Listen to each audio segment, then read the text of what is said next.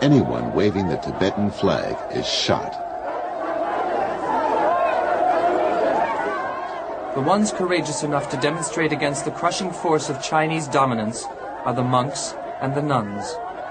Without children depending upon them, and because they are schooled in selflessness, they are the first to sacrifice themselves for the freedom of their people and freedom of thought.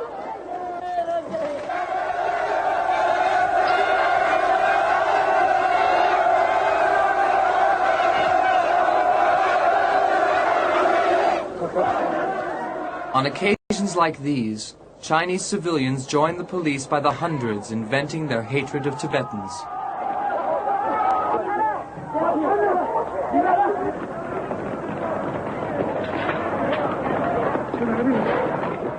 These video scenes were taken by a Chinese policeman.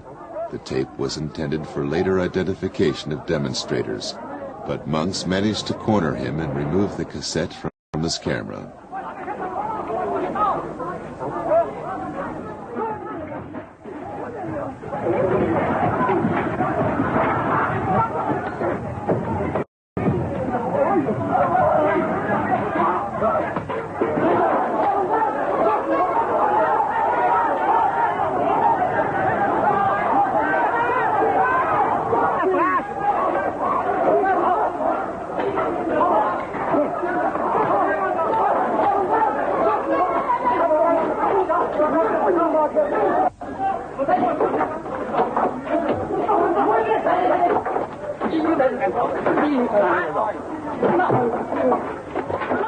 The Chinese imprison, torture, and kill Tibetans who give foreigners information about events like these, or who discuss politics with foreigners at all.